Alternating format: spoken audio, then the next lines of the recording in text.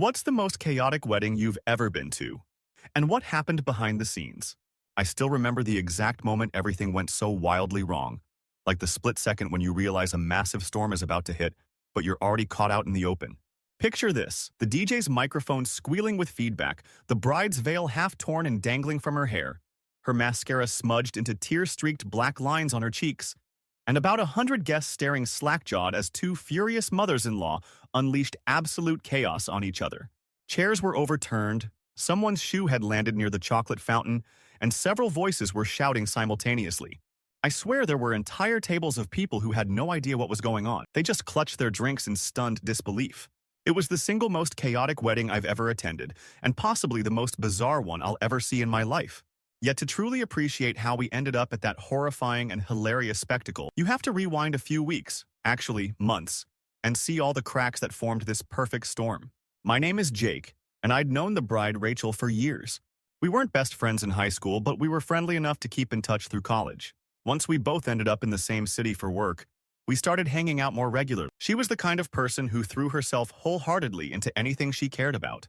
So when she met Ethan, we all thought, this is it, someone who matches her passion and energy. Ethan was a relaxed, warm-hearted guy who worked as a software developer and had this calm sense of humor that balanced Rachel out nicely. They started dating, got serious pretty quickly, and soon enough, we were at the bar celebrating their engagement. When Rachel asked if I would be in the bridal party, I just grinned and said, absolutely. Let's do this. If only we'd known what we were getting into. Things seemed normal at first. Rachel's mother, Karen, was so excited about her only daughter's wedding, and she channeled her enthusiasm into endless planning. Meanwhile, Ethan's mom, Christine, had always been somewhat competitive. She's a retired event organizer, so you can imagine she had strong opinions about how every detail should be managed. At first, it was more of a gentle tug-of-war. Oh, I found a better florist here. I booked a venue that's more scenic there. But as the weeks went on, the tension began to mount. Karen wanted a fully traditional ceremony in the local church. Christine suggested an outdoor garden wedding at a country club. Rachel herself was caught between wanting to respect her mother's wishes and also acknowledging that Christine had a lot of expertise in event planning. She turned to Ethan, hoping he'd pick a side, but Ethan hated conflict and tried to placate everyone by saying, hey, maybe we can combine ideas. That was just the beginning of 1,000 small compromises that pleased nobody. By the time we hit the 6-month mark before the wedding, we already had at least 4 big issues swirling: the date, the guest list, the type of catering, and the style of music. First was the date fiasco. Karen insisted on a summer wedding because of the warm weather and the fact that more relatives could fly in during summer vacation.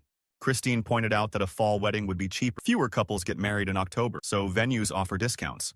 Rachel wanted an early summer date, so she'd still catch the pastel colors of spring flowers. But that was right when Christine had her yearly trip planned. They ended up locking in mid-July, which meant it would be swelteringly hot in our region, but at least no one could say they weren't warned. What's the most chaotic wedding you've ever been to? And what happened behind the scenes? The guest list became a minefield, especially when Ethan's father, Thomas, demanded invites for several of his business associates. He's a real estate developer, the kind who loves forging valuable connections at any social gathering. Rachel thought it was weird to have random corporate suits at her wedding, but Ethan didn't want to offend his dad. On the other side, Karen insisted on inviting a huge extended family that Rachel had never even met, like third cousins from 2 states away. Before we knew it, the headcount was creeping close to 200. The venue that had seemed perfect suddenly felt a bit cramped. Then came the catering crisis. Ethan wanted something fun and modern, like food trucks serving tacos, sliders, or maybe a build-your-own-burger station. Karen was horrified, insisting that a wedding meal had to be formal, complete with steak or salmon, served on fine china. Christine suggested an elegant buffet with sophisticated hors d'oeuvres to keep costs under control. In the end, they compromised on a bizarre hybrid, a formal sit-down dinner, but with a gourmet burger option for those who wanted something casual. It was the weirdest mashup. Meanwhile, the band versus DJ debate raged on. Karen liked a local wedding band with a lead singer who sang mostly 80s hits. Christine wanted a sleek DJ who could read the crowd and keep the flow going. Rachel and Ethan were leaning DJ, but Karen made such a fuss that they finally booked both, the band for the ceremony and early reception, and the DJ for the dancing portion. I could already see how complicated it was going to be, switching from one to the other. A month before the wedding, tensions ran higher. Rachel was so exhausted by the non-stop phone calls from both mothers that she would bury herself in work just to avoid dealing with them. Ethan mostly tried to keep the peace, but I think he realized too late that his neutral approach was driving Rachel crazy. She felt she was fighting the entire battle on her own. One night she called me, voice trembling, and said, "I just want to marry Ethan. Why is this so complicated? Why are they making this about them?" I tried to give her a pep talk, reminding her that at the end of the day, it was her wedding and no one else's. She sniffed and said, "You don't know these women, Jake. Neither one of them ever backs down." Around this time, we had the infamous bridal shower meltdown. Karen organized a big fancy shower in her backyard, complete with pastel decorations, a mimosa bar, and an elaborate three-tiered cake. Christine showed up with her own arrangement of specialty desserts from a local artisan bakery. Karen interpreted that as Christine trying to overshadow her shower cake. When Christine cheerfully set out her desserts next to the main cake, Karen lost it. She snatched the plates away, insisting that no additional pastries were authorized. Soon, half the guests were uncomfortably sipping their mimosas as the two mothers scowled and argued in hushed tones. Rachel, wearing a sweet white sundress and looking like she wanted the earth to swallow her up, tried to brush off the entire scene, but I saw tears in her eyes. The day that was supposed to celebrate her upcoming marriage had morphed into a turf war. Still, we pressed on. The week of the wedding arrived, and you could cut the tension with a knife. Rachel made me promise that I'd stick close to her the entire weekend, in case any new drama erupted. "I need an ally," she kept saying, and I promised I wouldn't let her down. The plan was for all the bridesmaids to stay with Rachel at a nearby hotel on Friday night, do a spa morning on Saturday, then head to the church for an early afternoon ceremony, and finally everyone would move over to the reception venue. Ethan and his groomsmen stayed at another hotel, presumably to keep him from witnessing any last-minute meltdown. On Friday, as we were doing a quick run-through at the church, I already sensed trouble. The organist had come down with a bad cold, so the band's keyboard player was subbing in last minute. Karen hovered over him, giving suggestions while Christine muttered about how she wished they'd stuck to the original plan of having pre-recorded music. Rachel stood at the altar, clenching her hands so hard her knuckles were white. Ethan, standing next to her, kept asking if she was okay, and she'd just nod and force a smile. When they tried walking down the aisle, it turned out half the wedding party was missing. The groomsmen had been delayed because Christine thought they should pick up the tuxedos first. The wedding coordinator was flipping through her binder like she was searching for a missing piece of her soul. By the time everyone arrived, half the participants were in a foul mood. The rehearsal was sloppy, but we managed a rough outline. Karen cornered me afterward and whispered, "We'll get it right tomorrow." "We have to." Then she walked off, presumably to harass the florist about the final flower arrangements. That evening, I joined Rachel and her bridesmaids at the hotel. Instead of a fun, relaxing time, we found ourselves fielding phone calls from the caterer, double-checking arrival times for the DJ and the band, and verifying that the table linens had arrived in the correct shade of ivory. Rachel's phone kept buzzing so often that she handed it to me at one point and said, "If it's either of the moms, tell them I'm sleeping. I can't do it anymore." So there I was, faking a polite voice, explaining to Karen that Rachel would call her back in the morning, and to Christine that everything was totally under control. I felt like a parent caretaker, except I was taking care of two meddling mothers rather than kids. The day of the wedding dawned bright, warm, and suffocatingly humid. We all got up early for hair and makeup. The salon was a flurry of activity. Curling irons, blush brushes, frantic stylists juggling appointments. Rachel tried to stay positive, but as soon as she checked her phone, I could see her face fall. The florist had texted that one of the major flower shipments had been delayed. The white roses she wanted in her bouquet might not arrive until half an hour before the ceremony. She bit her lip and tried to brush it off, but I knew it was adding fuel to her stress. By the time the limo pulled up to take us to the church, Rachel was quiet and tense, occasionally asking, "Has my mom tried calling? Did Christine text?" She was convinced more bad news was on the way. At the church, the coordinator was waiting with a manic expression. She informed us that the air conditioning was malfunctioning. It was barely holding up in the sticky July heat, and the front pews were uncomfortably warm. Rachel looked like she might burst into tears, but then Karen swept in and said she'd pay whatever it cost to bring in fans or fix it quickly. Christine overheard and huffed that the church should have ensured the AC was working, but she agreed to help cover costs if needed. They shot each other looks, but seemed to call an unspoken truce for the moment, likely because the service was about to start. Then came the real fiasco. The best man, Dylan, was nowhere to be found. Ethan was pacing around, checking his phone. Rachel, hidden in a side room in her gorgeous lace gown, had no idea. Finally, Dylan arrived, panting and disheveled. It turns out he'd locked himself out of his hotel room with the rings inside. He had to get hotel security to open his door. Then he got stuck in traffic. Ethan looked ready to punch him, but honestly, What could they do at that point? The church was full of guests. The organ music was playing. We started the processional a solid 25 minutes late. Despite it all, the ceremony was actually quite beautiful for a time. Rachel's gown sparkled. Ethan looked stunned by her radiance, and the guests seemed to settle into a respectful hush. Karen sniffled in the front pew, tears in her eyes, and Christine leaned over to pat her shoulder, a rare moment of maternal solidarity. I remember thinking, maybe they'll all keep it together for the next few hours. The couple exchanged vows and there was applause, and just as they were pronounced husband and wife, the huge arch of flowers above them started shedding petals like confetti. It was magical, until I noticed Ethan shifting from one foot to the other, looking worried. It turned out the humidity was getting to him. Later, he admitted he almost fainted up there, but at least they sealed it with a kiss without either of them collapsing. A minor victory. Once that part was done, we made our way to the reception hall. It was located in an old mansion-turned-event space on the outskirts of the city. Grand staircase, chandelier, the whole 9 yards. The building was gorgeous, but some of the rooms had awkward layouts. Narrow hallways, unexpected steps, that sort of thing. The band was already setting up, and the caterers were rushing around. The plan was to have cocktails in the front garden, then move indoors for dinner. But as soon as we arrived, we realized the garden was scorching in the midday heat. People fanned themselves, sweat forming on brows, and the bartenders could barely keep ice from melting. Christine started complaining that it was a stupid idea to hold cocktails outside, and Karen loudly argued that we wanted a bit of nature. Rachel looked around desperately, so I jumped in to help herd the guests back inside. We ended up with a packed foyer, everyone jostling for drinks from a makeshift bar, but at least no one was melting in the sun. Dinner was set to start at around 5. We were supposed to take wedding photos in the meantime, but the photographer kept losing track of the wedding party. Karen dragged Rachel off for a moment to fix some detail on her dress. Christine and Thomas insisted on taking some family-only shots. The groomsmen wandered off to the bar for a quick celebratory shot, or two. Rachel texted me, "I'm in the library room, please help." So I rushed over to find her cornered by a couple of distant relatives who were suggesting all sorts of wedding night traditions. She looked mortified and just wanted a break. I let her out, promising the relatives that she'd be back for more conversation, fully aware that she had no intention of returning to that talk. Finally, we lined everyone up for some formal shots on the front steps. After the third snap, we heard a loud yelp from one of the bridesmaids. She'd stepped on a loose stone and twisted her ankle. Rachel rushed to help while Ethan looked over, alarmed. The bridesmaid, Haley, insisted she was fine, but she was limping a bit. The photographer tried to keep everyone cheerful, but you could see the energy draining from Rachel and Ethan's faces. They'd planned for months. They'd tried to keep the mothers from killing each other, and now they had injuries, heat, and schedule delays. What else could go wrong?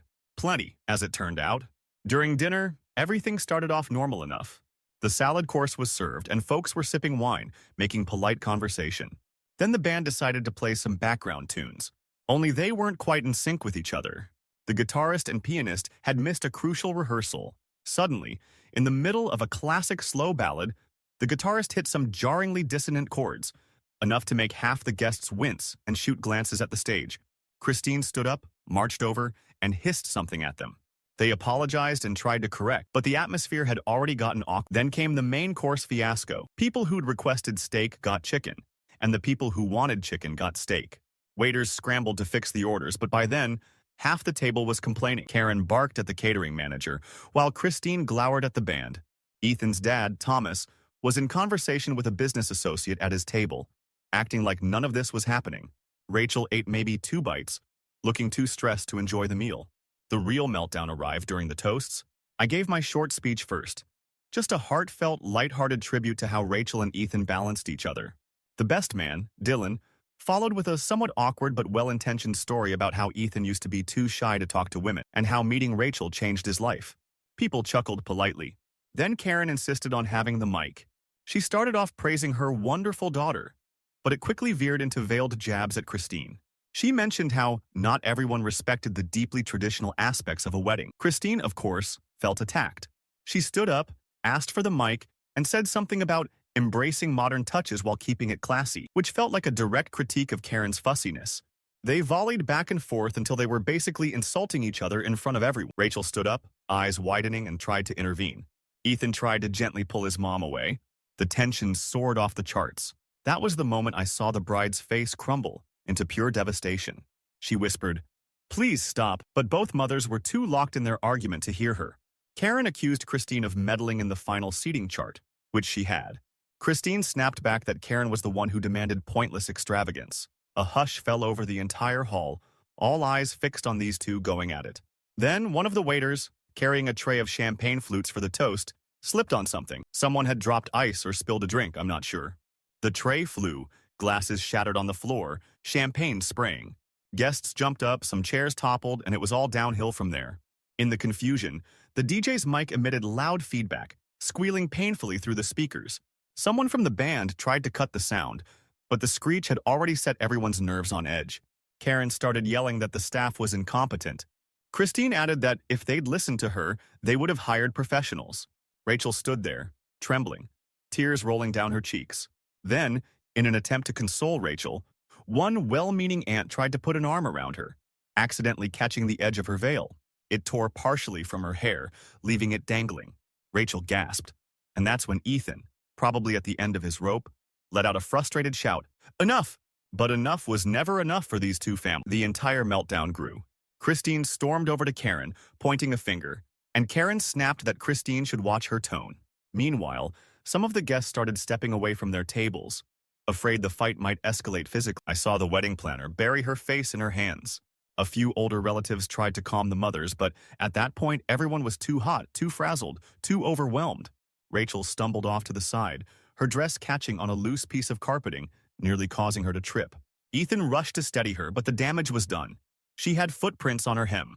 She looked at him, eyes full of tears, and whispered, "I can't do this." Then she bolted out of the reception hall, pushing through the double doors into the corridor beyond. Ethan followed, calling her name. Inside the hall, half the guests looked shell-shocked. The other half tried to check if the mothers were about to come to blows. I tried to go after Rachel, but the crowd was so thick, and people were asking me, "What's happening? Is she okay?" By the time I got to the corridor, I saw Ethan standing there alone, fists clenched, looking like he might punch a wall. "Where's Rachel?" I asked. He shook his head. "She ran out the side entrance.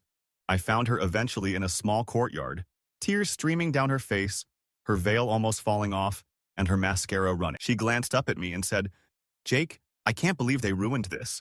It was supposed to be about us, about love, and look what happened." I had no magic words to fix it.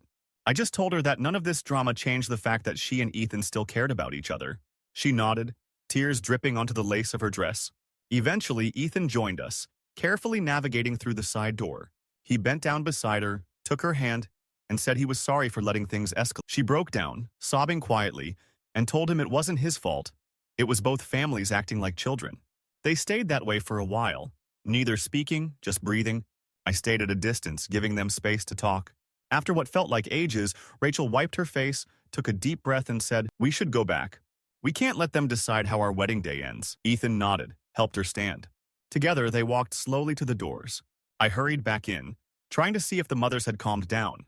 Miraculously, a couple of older relatives had managed to corral Karen and Christine into a corner.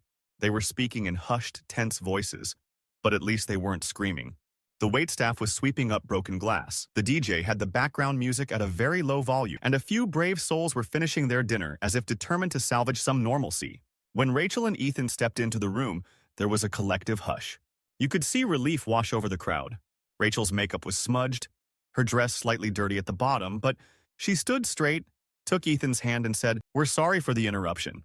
If you're willing to stay, we'd like to keep celebrating." A ripple of cautious applause followed. The mood was still tense, but some of the wedding party took the initiative to coax the DJ into playing something softer, a gentle track, to ease everyone back into a more peaceful atmosphere. The rest of the evening was a fragile dance between possible aftershocks of the meltdown and determined guests trying to have a good time. The band, now sobered by the fiasco, played carefully rehearsed songs. The DJ expertly wove in a few crowd pleasers. People eventually ventured onto the dance floor, albeit glancing warily at the mothers. Karen was huddled at one table, speaking in low tones with a friend, while Christine sat at another, arms folded, but at least neither of them was attacking the microphone. The staff rolled out a smaller backup cake. The main wedding cake had been damaged when someone bumped into the dessert table earlier, but that was overshadowed by the bigger meltdown. Rachel and Ethan shared a piece politely, forcing small smiles for the photographer, though you could see the heartbreak in their eyes. Still, they tried to salvage what little of the night was left. Sometime close to midnight, after many guests had departed, a handful of us gathered in a smaller side room. The lights were dim, the music was softer, and Rachel sat cross-legged on a couch, her dress bunched up around her ankles. Ethan rested an arm around her shoulders. They looked exhausted, but a tiny grin passed between them when they realized that, despite everything, they were finally married. I said something like, "At least tomorrow won't be as crazy, right?" Rachel let out a tired laugh. She and Ethan talked quietly about going on their honeymoon as soon as possible to escape the family drama. I think that was the moment I truly believed they'd be okay, as long as they stuck together. Over the next few days, everyone had their own version of the story. Karen kept insisting the meltdown was mostly Christine's fault, while Christine said Karen provoked her. Many guests reported that even though the wedding was a mess, the actual ceremony had been lovely for about 20 minutes. Rachel and Ethan left for a short trip, likely to recover before dealing with the fallout. I sometimes texted them, reminding them that no matter how insane it all got, their love was still the reason for the event. Years later, people bring up that wedding as a legendary cautionary tale. Some find it hilarious now. Like, remember when the mothers almost incited a riot? Others remember it as a tragedy, all that effort overshadowed by ego battles. But ask Rachel or Ethan, and they'll tell you that despite all the madness, the meltdown forced them to realize what truly mattered, each other. They moved on, building a life that hopefully won't include competing mothers at every corner. But yeah, that wedding will go down as the most chaotic one I've ever witnessed. Sometimes, in the darkest corners of my mind, I can still hear the feedback screech from that microphone and see Rachel's tear-streaked face when she realized her big day was crashing down around her. And then, I recall how she and Ethan stood up, hand in hand, refusing to let the chaos define them. That, at least, was worth celebrating.